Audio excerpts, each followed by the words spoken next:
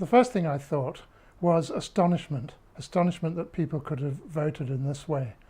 But then the second, as this started to sink in what had actually happened, my feeling more turned to anger against the political establishment, and particularly the Conservative Party and its supporters at the time, who were responsible in effect for allowing this referendum to happen, against the Liberal Democratic Party. I felt totally fed up with them.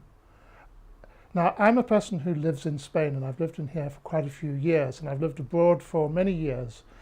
As a result of living abroad for more than 15 years, I've been denied a vote in national elections and in referendum. So even though David Cameron had promised early in his tenure to change the system to allow long-term expatriates to vote, he didn't do it. Now, I pay taxes in the UK, I paid my social security in the UK, and I felt that I had a right to have my voice heard as much as anybody else's, but unfortunately it didn't happen.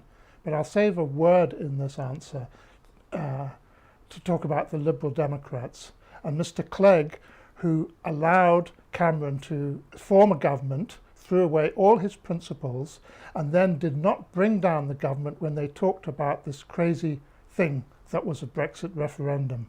If you ask, do I have a personal story to share with you regarding Brexit? Yes, I can certainly give you one of those. Now, I may come across in this interview as very anti-Brexit, and I am, and that's perhaps related to the fact that I had, my first wife was French, my current wife is Spanish, I have a daughter living in Brussels, and I have a son living in Avignon in France. Now, in the future, there's a big possibility that when I go and visit them, I'm going to be in the slow queue at immigration.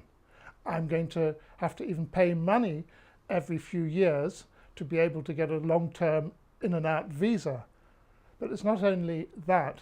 Just in my life in Spain, where I've been living for the past few years, to live in Spain, I had to change a lot of my identity documents, my driving license, all sorts of things, into Spanish ones, a Spanish EU driving license. Now, it's a small thing, but that took me about 3 or 4 months of bureaucracy to negotiate to get my Spanish driving license.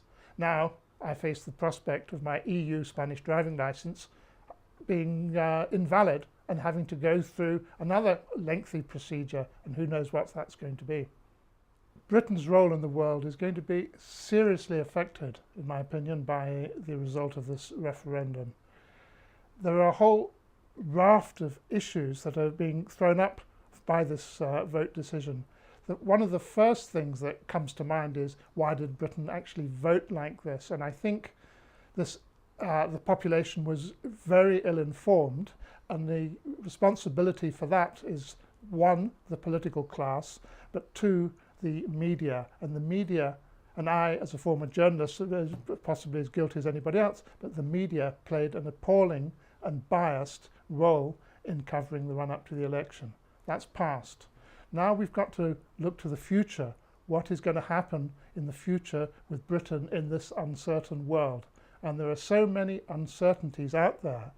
We have the international trade system is breaking down thanks to the actions of the United States. Now, the trade system was set up for the benefit of the Western countries, and the Western countries were the big beneficiaries of globalization. Now, with globalization having resulted in the development of powerhouses in Asia and elsewhere, suddenly we've got a major trade imbalance happening.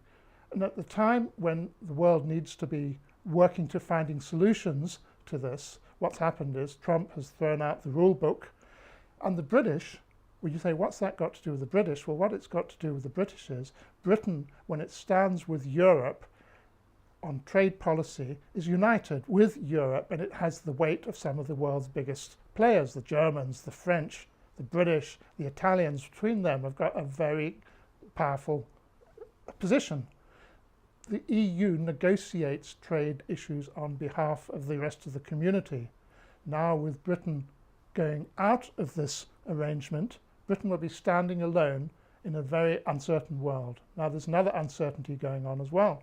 What's going to happen with NATO? The Americans look as if they're going to be pulling out increasingly from NATO. We need a European defence force. Britain's not going to be in it. Britain's going to be sitting alone on that island in the North Atlantic without any real allies. Don't rely on the United States. They're not going to come in and help you. The Japanese have seen that with North Korea. So it really has changed the way that Britain is going to be facing the world in the future. Despair. Despair is the word I would say. Unless Britain steps back from the brink at the very last minute, I just see a terrible, terrible future for the country. Who will benefit from Brexit? Almost nobody.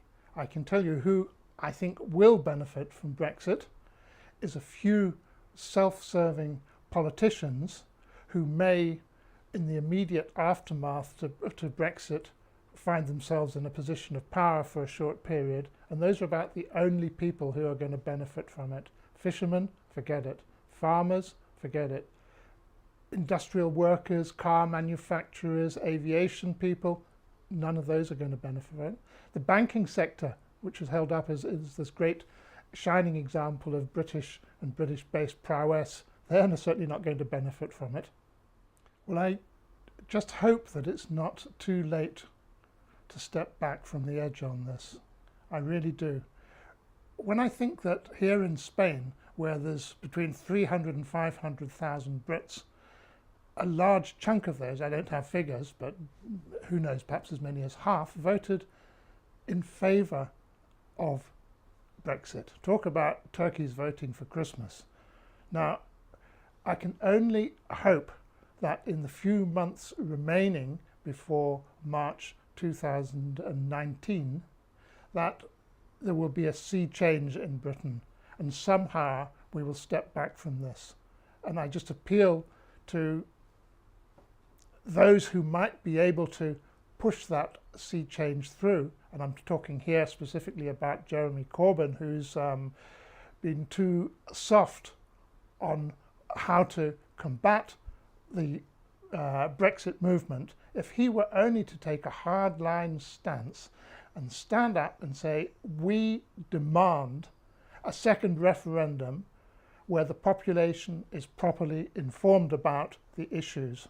I can only hope that happens. I'm not optimistic, but I really do hope that it happens.